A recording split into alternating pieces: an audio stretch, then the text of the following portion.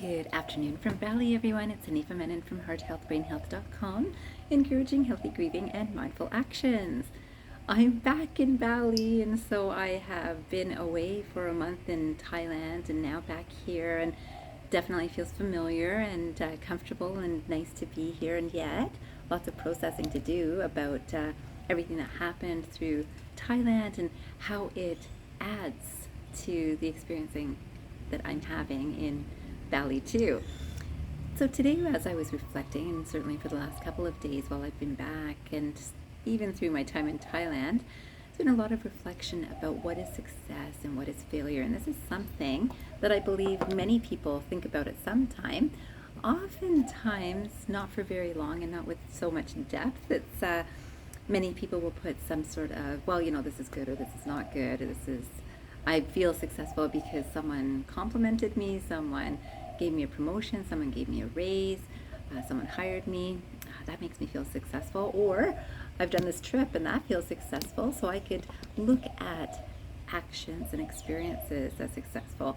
It could be learning that becomes successful, that, I graduated from whatever programs. And we all do this, that we look at things that we do that are external to us, that are successes. And this has been the most beautiful experience of my time away from Canada. I thought today I would start this video with this first quotation by Max Planck. It says, "All matter originates and exists only by virtue of a force. We must assume behind this force the existence of a conscious and intelligent mind. This mind is the matrix of all matter."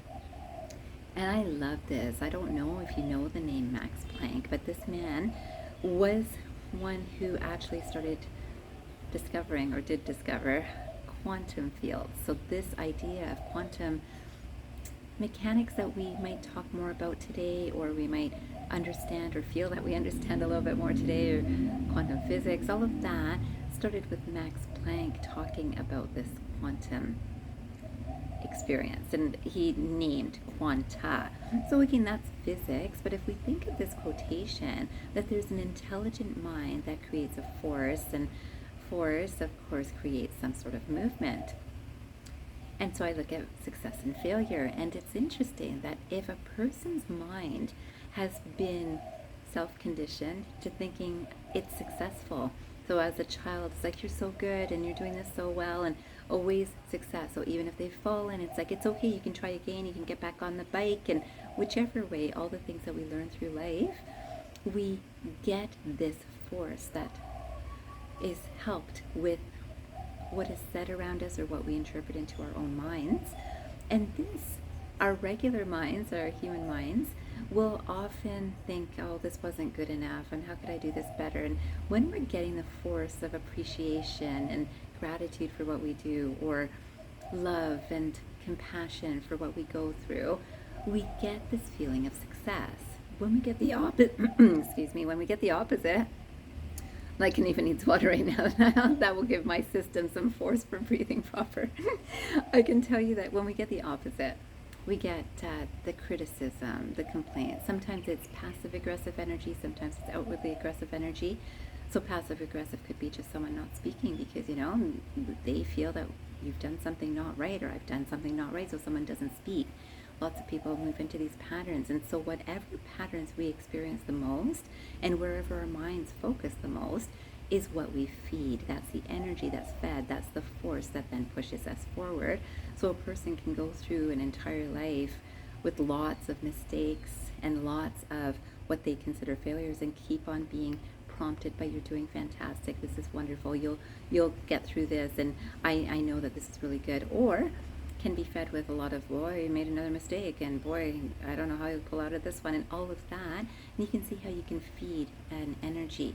Now, it's not only the actions that we do. I'll help you to get through this because you've fallen, I'll help you however I help you. It's not just that I say the words that, oh, you know what, you'll get through this. It's the actual energy of my thought. I know you're going to get through this, and I feel it, and I'm confident, adds that extra force. And that force, I'm going to tell you, is the strongest part, because it doesn't matter if my actions and my words are really great, and inside, for much more of the time, I think about, well, this is not great. So I can affect myself and I can affect another too. And this is really important for us to understand regarding mindfulness, that if we are mindfully attentive to what our minds are thinking, we can know that we're either helping or not helping ourselves and others. So I thought I'd talk about this quotation. And this is again about failure and success. So this quotation says, "A failure is not always a mistake. It may simply be the best you can do under the circumstances. The real mistake is to stop trying." I love this because I look at this trip that I've had taken consciously. I let go of a lot of things in Canada to move to Bali with the intention. And then over time, I discovered that I was not able to work here. So I stopped thinking of working here.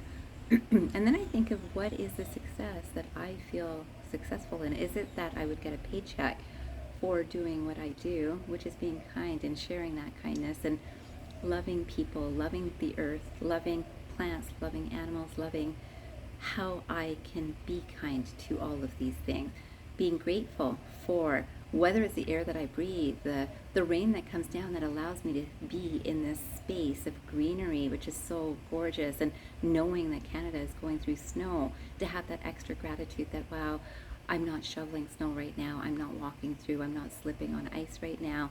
I might be slipping on water, which I can slip on even, dry ground, but I can tell you, it's just so much to be grateful for. And so I saw that as I reflected on this in my trip to Thailand especially, it's the same. It's I get to help people and our world everywhere I go, because whether it's in Thailand to talk about something with someone that I've just met at a hotel, speak about something about consideration at a restaurant that I go to, or whether it's at the airport where I see someone who's troubled because of a change of a gate that we're moving to, a different gate for a flight. And this happens, and I can speak to whether a stranger or a very close friend with the same energy of care, compassion, and wisdom.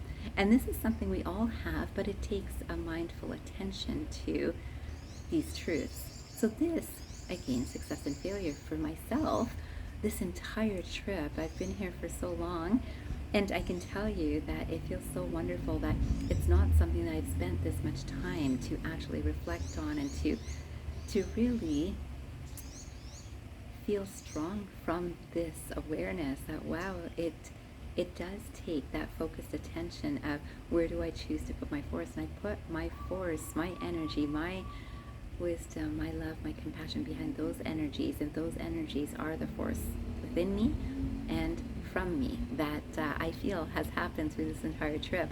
So if my force was all about, I got to get a job, or I got to work for money, or I've got to see this many people, or I got to help this many people, if there was a numerical attachment to it, that changes. Today I might see 5 people, tomorrow I see 2 people, and this can happen in healthcare practice, this can happen in hotels, as hotels often are looking at, how many guests do we have?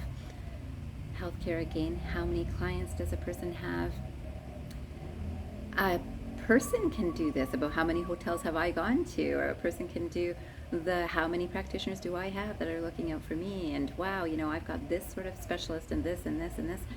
We can all get into that prideful space, and it's just to talk about it, and it's that success, because success, it comes from us. It's how we put a value on something. So even if I have one practitioner that I'm really, really pleased with, that's success for me. And I would encourage that for everyone, that whoever you're working with, have that feeling of success. That's with healthcare or hospitality. And this whole idea of we don't need more, letting go of things in Canada and certainly not acquiring things here, has also been such beautiful training this way, that it always feels like there's so much temptation around, and there's so much extra that we can gather. And why? And this happened in Thailand because there were definitely lots of temptations in Thailand for me, and originally there were lots of temptations here in Bali for me, and here it was always with that intention of, I'm listening to some wisdom. And what I do know is this entire trip has been wonderful for this evolution of this thought process, this mindfulness, this mindfulness in action. And again, to see that I can do this everywhere that I go, with everyone that I meet, and truly care and have compassion. And actually, what has grown the most is my presence. And I can say that when I had a much busier lifestyle, I wasn't necessarily present fully. I was fully present in patient care for sure, yet not present to my own needs in that time. So I do know that I gave so much in caring about patients and practice and also paying bills, all of it together. I can say that the best of me went to my patients, but the best of me was not left for me. And unless we start with ourselves, we can't share truly the best of ourselves with anyone else. And what a blessing this time has been for me to get back to that place, which has actually been very much part of me all my life, and it will be part of you too, unless we put that focused attention to see what do we claim is success. Because I can say that in practice time where I was employed, sometimes employed by a college or university, sometimes employed in terms of self-employment, and all of that, I gauged it based on numbers outside of me. So it wasn't the number of hours that I slept wasn't so important. What was important is what time I get to work, because I can get there really early and that's my best time of day. And those sorts of things really don't matter so much. It's is the best of me here. And I do know that as a practitioner, yes, the best of me was there. And certainly in teaching, the best of me was there. And it's because I love what I do. So whatever I'm doing, I love it. And that's my presence. Now, when I get a little fearful about, oh, maybe Bali's not working out, and I let go of all this stuff, and all this stuff, did I need it? Oh yeah, I don't have a dining room table now, I don't have couches now, yet I can say that I have the fullness of me, and that's something like stuff can always be replaced, and yes, it can take some time, and I've got time, and we've all got some time, we've got exactly the right time. Yet, I do not know how long my life would be. So if I was to die tomorrow, I feel like I'm right on track today. Could I have said that 10 years ago? It's like, oh no, maybe if I only just visit a couple more places. I've never traveled because I've been studying and working. So all of those things were in my head. And today, even being in Thailand with all those temptations around me, and Thailand's a place that I've really wanted to visit for a long time. And every time I reflected on the temptations, I thought, why do I want to do this or go to this thing or be here or there? I definitely wanted to do a cruise, and I did that, and I loved it. And I limited myself to that's enough, because there's so many temples. Again, temples here, temples there. And true meditation for myself happens when I'm centered in myself, not necessarily where I'm at. So is that for show? Look, I'm meditating at a temple. Or look, I met these holy people. Or look at these fun, exciting places that I've seen. Look at these waterfalls I've seen. Look at these mountains. Look at these temples. Look at this name, because this is a big name, and I went there. I'm not interested in that. And that takes mindfulness to know what is important to ourselves. I am interested in connecting with people, and let me tell you, everywhere I was able to connect with people energetically, verbally, and in action.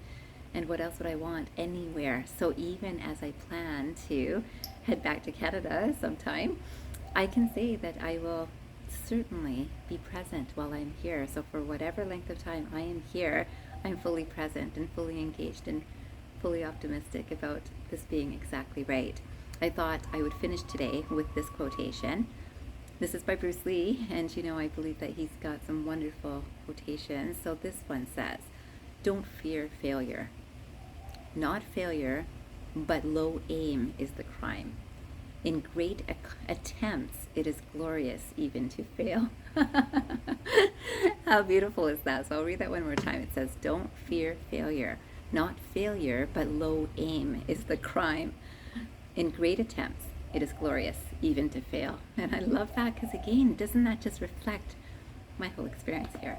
That it's so funny that I can't even call it a failure, that it's just so beautiful, what's happening, that it is glorious even to fail. And again, by any measure, did you make money while you were there? Did you get some new contacts that are going to be the people who will hire you eventually?